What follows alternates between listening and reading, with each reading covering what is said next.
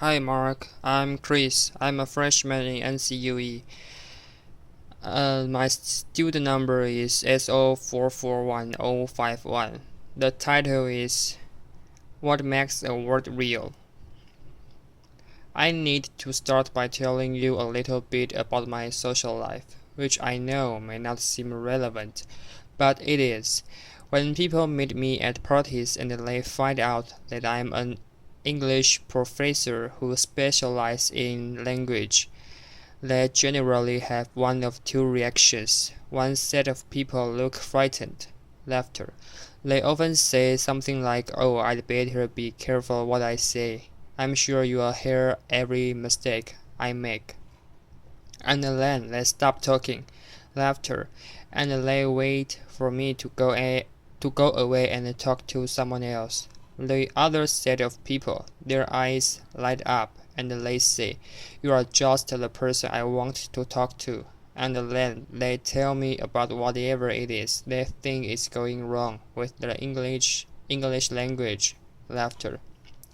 A couple of weeks ago, I was at a dinner party and the man to my right started telling me about all the ways that the internet is degrading the English language. He brought up Facebook and he said, "Too different? I mean, is that even a real word?" I want to pose on that question. What makes a word real? My dinner companion and I both know what the verb different means. So when does a new word like different become real? Who has the authority to make office those kinds of official decisions about words? Anyway, those are the questions I want to talk about today. I think most of people, when they say a word isn't real, what they mean is it doesn't appear in the standard dictionary. That, of course, raises a host of other questions, including who writes dictionaries. Before I go any further, let me clarify my role in all of this. I do not write dictionaries. I do, however, collect new words much the way dictionary editors do. And the great thing about being a historian of the English language is that I get to call this research. When I teach the history of the English language, I require that students teach me two new slang words before I will begin class. Over the years, I have learned some great new slang this way, including hangry, which is when you are cranky or angry because you are hungry, and adorkable, which is when you are adorable in kind of dorky way. Clearly terrific words that fill important gaps in the English language. Laughter. But how real are they if we use them primarily as slang and they don't yet appear in a dictionary? With that, let's turn to dictionaries. I'm going to do this as a show of hands. How many of you still regularly refer to a dictionary, either print or online? Okay, so it looks like most of you. Now, a second question. Again, a show of hands. How many of you have ever looked to see who edited the dictionary you are using? Okay, many fewer. At some level, we know that there are human hands behind dictionaries, but we are really not sure who those hands belong to. I'm actually fascinated by this. Even the most critical people out there and tend not to be very critical about dictionaries, not distinguishing among them and not asking a whole lot of questions about who edited them. Just think about the phrase "look it up in a dictionary," which suggests that All dictionaries are exactly the same. Consider the library here on campus, where you go into the reading room and there is a large unabridged dictionary up on a pedestal. In this place of honor and respect lying open so we can go stand before it to get answers. Now, don't get me wrong. Dictionaries are fantastic resources, but they are human and they are not timeless. I'm struck as a teacher that we tell students to critically question every text they read, every website they visit, except dictionaries, which we tend to treat as unauthored, as if they came from nowhere to give us answers about what words really mean. Here's the thing. If you ask dictionary editors, what they'll tell you is they are just trying to keep up with us as we change the language. They are watching what we say and what we write and trying to figure out what's going to stick and what's not going to stick. They have to gamble because they want to appear cutting edge and catch the words that are going to make it, such as LOL. But they don't want to appear faddish and include the words that aren't going to make it. And I think a word that they are watching right now is YOLO. You only live once. Now I get to hang out with dictionary editors, and you might be surprised by one of the places where we hang out. Every January, we go to the American Dialect Society annual meeting, where among other things, we vote on the word of the year. There are about 200 or 300 people who come, some of the best known linguists in the United States. To give you a sense of the flavor of the meeting, it occurs right before happy hour. Anyone who comes can vote. The most important rule is that you can vote with only one hand. In the past, some of the winners have been tweeted in 2009 and the hashtag in 2012. Chat was the word of the year in the year 2000, because who knew what the chat was before 2000 and the WMD in 2002. Now, we have other categories in which we vote too, and my favorite category is most creative word of the year. Past winners in the category have included recombobulation area, which is at the Milwaukee airport after security, where you can recombobulate. Laughter, you can put your belt back on, put your computer back in your bag. And then, my all-time favorite word at this vote, which is multi-slacking. Laughter, and the multi-slacking is the act of having multiple windows up on your screen too, so it looks like you are working when you are actually goofing around on the web. Laughter, applause. Will all of these words stick? Absolutely not, and we have made some questionable choices. For example, in 2006, when the word of the year was polluted, to mean demoted. Laughter, but some of the past winners now seem completely unremarkable, such as app and e as a prefix and Google as a verb. Now, a few weeks before our vote, Lake Superior State University issues its list of banished words for the year.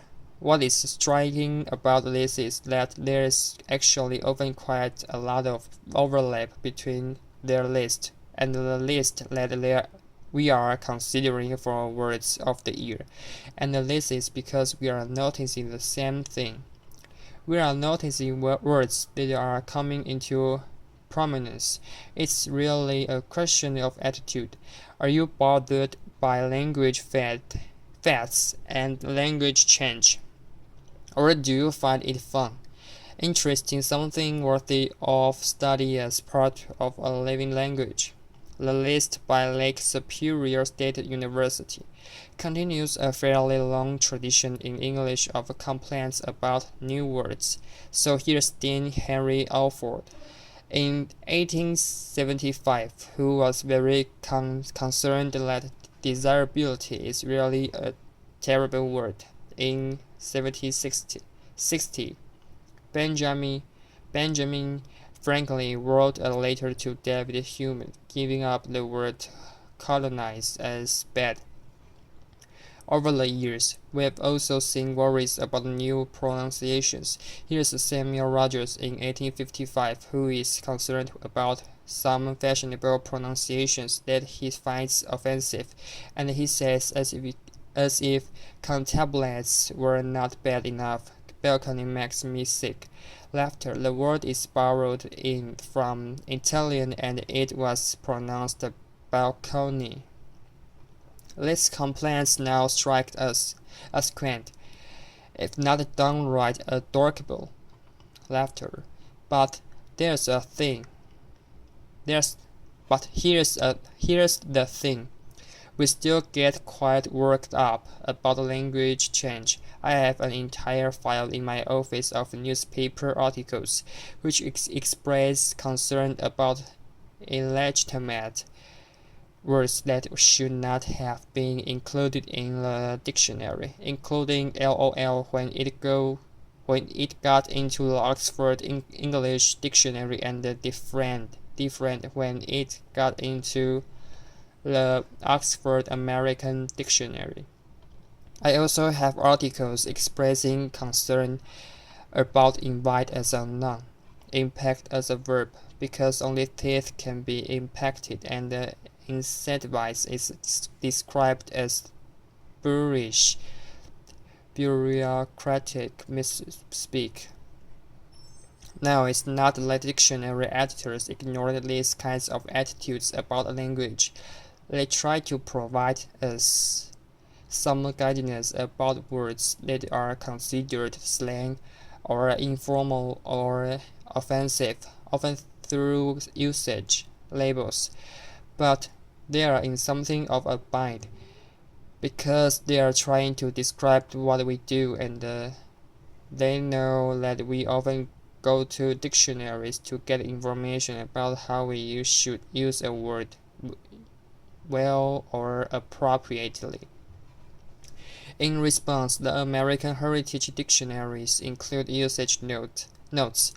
Usage notes tend to occur with words that are troublesome in one way, and one of the ways that they can be troublesome is that they are changing meaning. Now, usage notes involve very human decisions, and I think, as dictionary users, we are often not as aware of those human decisions as we should be.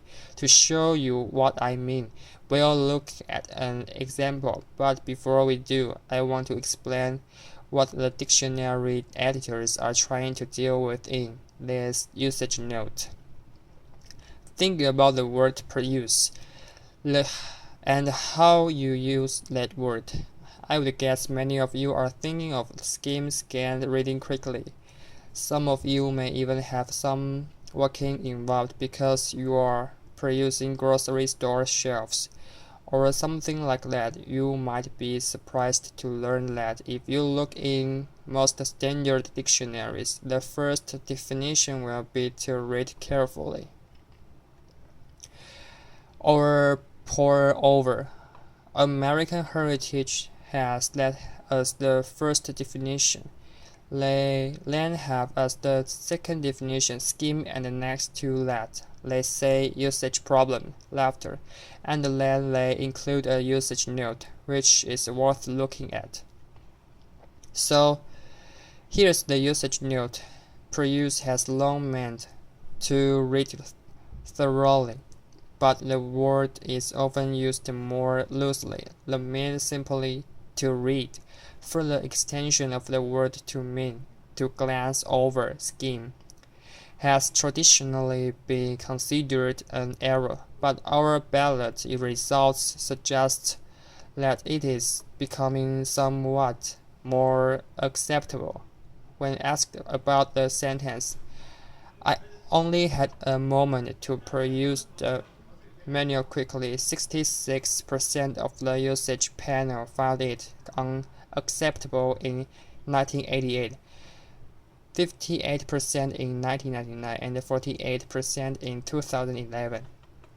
The usage panel, that trusted body of language authorities who is getting more lenient about this. Now, what I hope you are thinking right now is, wait, who is on the usage panel?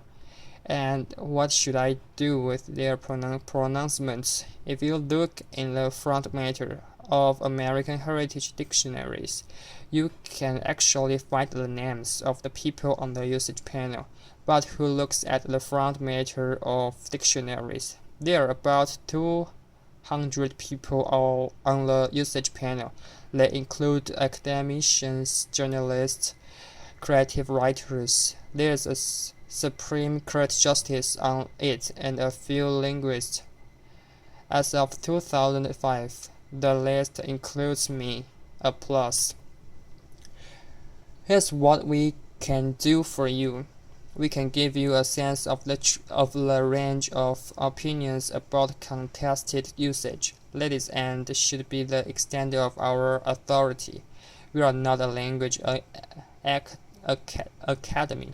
About once a year, I get a ballot that asks me about whether new uses, new pronunciations, new meanings are acceptable. Now here's what I do to fill out the ballot. I listen to what other people are saying and writing. I do not listen to my own likes and dislikes about the English language. I will be honest with you. I do not like the word impactful, but that is neither here nor there in terms of whether impactful is becoming common usage and becoming more acceptable in written prose. So to be responsible, what I do is go look at usage, which often involves going to look at online databases such as Google Books. Well, if you look for impactful in Google Books, here's what you find. Well, it sure looks like impactful is proving useful for a certain number of writers and has become more and more useful over the last 20 years. Now, there are going to be changes that all of us don't like in the language. There are going to be changes where you think, really? Does the language have to change that way? What I'm saying is, we should be less quick to decide that change is terrible. We should be less quick to impose our likes and dislikes about words on other people. And we should be entirely reluctant to think that the English language is in trouble. It's not.